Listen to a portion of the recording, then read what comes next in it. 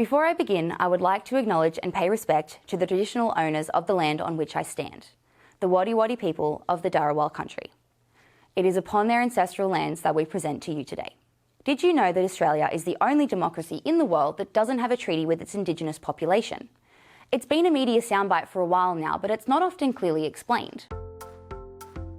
Treaties are known around the world as a way of reaching a settlement between the colonisers and the colonised.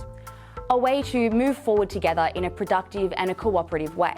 Countries like the US, Canada, New Zealand and Iceland have similar agreements in place already. A treaty would effectively be a contractual agreement between Indigenous Australian leaders and the Australian government that both acknowledges the frankly horrific history between the Australian government and Indigenous people, and theoretically would allow for negotiation and cooperation in reducing the institutional marginalisation of Australia's Indigenous peoples. This isn't a guarantee of improvement, and existing treaties in other countries certainly haven't resolved all issues, but it's a start.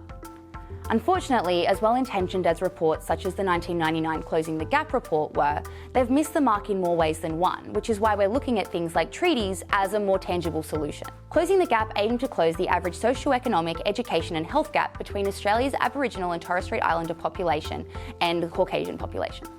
And if we look at the stats somewhat selectively, things seem like they've gotten a bit better. In 2016, 780,000 people had identified as Aboriginal or Torres Strait Islander, which is a 17.4% increase since 2011. More than half of Australia's Indigenous population are either working or studying.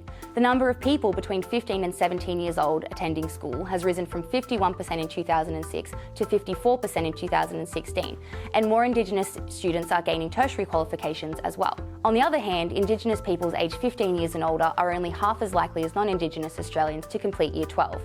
And the retention rate of Indigenous students at university, that is the amount that actually complete their course, is around 30% compared to non-Indigenous people, which sits at around 80%. That's a massive difference. The report was big for its time, but it's become outdated and ineffective.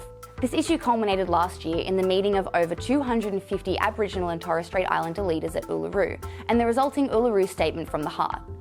Unlike what much of popular media said, it was not requesting to be consulted before the passing of any and all legislation in Parliament. First, it suggests that a First Nations voice be established, which would ideally create a representative body of Indigenous leaders that could make recommendations on policies made by the government that would affect Indigenous Australians. Now, this wasn't a proposal for an authoritative body. It wasn't creating a third party in Parliament. It wasn't going to change the innate structure of the Australian government. It wasn't suggesting that current legislators have something against Australia's Indigenous peoples. What it was an acknowledgement that Aboriginal and Torres Strait Islander people maybe should have the power to make recommendations to a majority non-Indigenous government that's legislating for them. The Uluru Statement and any trace of a treaty or even a First Nations voice, which remember is completely non-binding in its current form, were refused by the Prime Minister last year. The argument for this is one that's been used a fair few times, that creating a First Nations voice would require a referendum to change the Australian Constitution. And Australia has a history of voting no in constitutions, and so there's really no point. Now, this missed the mark a little.